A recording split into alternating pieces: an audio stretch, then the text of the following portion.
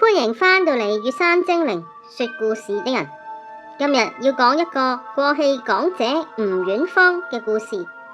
近日吳婉芳因為第二個仔結婚，引發大家嘅熱議，發現哇，凍齡女神非佢莫屬。盛大嘅婚宴冠蓋雲集，除咗有大台前 CEO 曾志偉現身主家席瘋狂拍片，又有見到其他好多久違嘅名人藝人。唔講唔知，原來曾志偉係撮合吳婉芳同佢過咗身嘅老公胡嘉華嘅一段感情。素有凍齡港姐之稱嘅吳婉芳，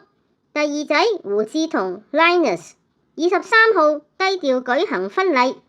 淨係邀請至親好友，場面溫馨感人。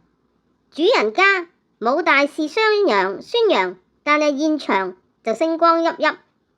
原來唔講唔知，歌神張學友原來係佢嘅契爺，席間更加同吳婉芳合唱。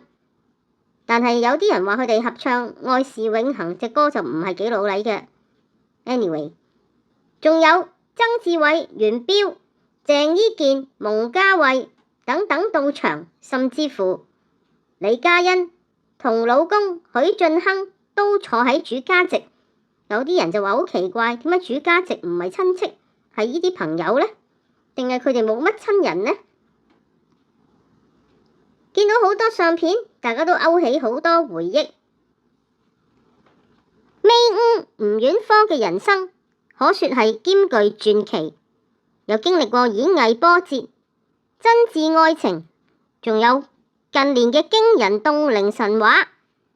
佢18歲就風光出道，當紅嘅時候曾經俾人雪藏，後嚟又淡出演藝圈，嫁入百億豪門，至今仍然以不老容顏同佛系嘅心態驚豔大眾。仲有佢嗰間靚屋，一夜成名嘅三料港姐，演藝波折。1986年18歲嘅吳婉芳參加香港小姐，雖然屈居亞軍，但係攞咗最上鏡小姐同才華小姐，成為港姐史上第一位三料港姐，開創咗獲獎最多嘅紀錄。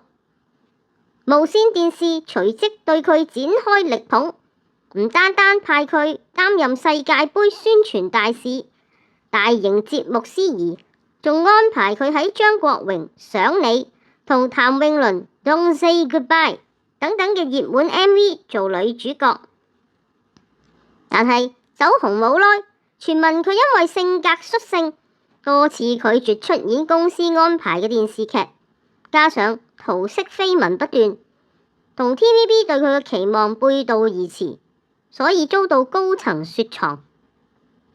去到1989年同大台約滿之後，佢就頭都唔回咁樣投身樂壇，曾經推出鬱金香的夢、准我離開吧等等歌曲，同劉華合唱秋意中等我，橫掃多個樂壇新人獎。喺娛樂圈，佢其實冇留好耐㗎，去到93年，佢已經完全淡出幕前㗎喇。點解？因為大佢7年嘅胡嘉華，香港富商，就同佢結束7年嘅戀愛長跑，據說係青梅竹馬。結果佢就成為一個相夫教子嘅闊太。兩個人當年喺倫敦低調舉行婚禮，結婚之後吳婉芳就好少話好揮霍或者炫富，唔似依家嗰啲人咁成日鋪啲袋上去 social media。咁可能因為冇 social media 嘅嗰陣時，兩個人感情亦都好好，幾十年就如一日。每次公開現身十指緊扣，媒體就話佢係豪門戀情中嘅清泉。可惜去到2017年，佢丈夫胡嘉華喺睡夢中突然猝逝。雖然都係一個好彩啦，伏一聲咁樣，但係對於吳婉芳當然造成極大打擊。面對人生嘅無常，佢強忍悲痛，以人生無常知足常樂嘅心態面對。展現極大嘅豁達同堅強。佢同老公有2個仔1個女，佢繼續身兼父職，父兼母職，悉心教導3個仔女都喺英國高等學府畢業。嗱，嗰啲老派人係中意去英國留學嘅喎。近年亦都相繼進入人生嘅新階段，令到呢個胡家喺香港嘅名門中更顯耀眼。大仔胡志略 Casper， 倫敦大學經濟系 Y First Honour 畢業，2021年就娶咗霍英東嘅孫女霍永瑩 Lydia， 咁2大豪門就結親姻，一時佳話。第二仔胡志同 Linus 都係牛津大學畢業，唔差㗎，外形而且好俊朗健碩，好鍾意玩健身比賽，攞過英國健身比賽冠軍。佢亦都剛剛就係舉辦咗呢個盛大婚禮，娶咗個靚老婆。不過有人話佢阿媽仲靚過個老婆，做得佢嗰個老婆就真係好大壓力。至於細女胡志晴Helen 同樣喺英國畢業，但係行事相對低調，同阿媽亦都成日孖公仔咁出現，感情深厚。雖然吳遠芳都就嚟60歲，但每次佢同仔女出現或者公開場合露面，精緻乾淨嘅皮膚同纖細嘅身材都令到大家好驚豔。因為佢冇乜醫美痕跡，亦都冇整過容，好似今次佢戴住好大串嘅翡翠，着白色嘅晚禮服，有人認為佢直頭就搶咗新抱嘅風頭啦。好多次都俾網民誤認為佢係兒媳或者阿女嘅同齡姊妹。曾經受訪嘅時候，佢話佢自己從來唔食燕窩嗰啲嘢進補，保持驚人童顏秘訣係源於心理同生活習慣，真唔真嘅？第一樣，佢就係好佛系嘅個人，凡事唔好咁執着，又唔好怨天尤人，要多多傳遞正能量。第二，佢每日都禪修，堅持打坐，仲有念經，維持心靈嘅平和簡單。第三，清淡飲食，咁有錢都清淡飲食，注重多啲飲家常嘅湯水，唔盲目崇拜昂貴嘅補品。佢嘅一生從璀璨嘅演藝起家，到收穫真摯嘅豪門愛情，而家就安享子女成群嘅晚年。佢用不爭不搶不執着嘅風輕雲淡姿態，將人生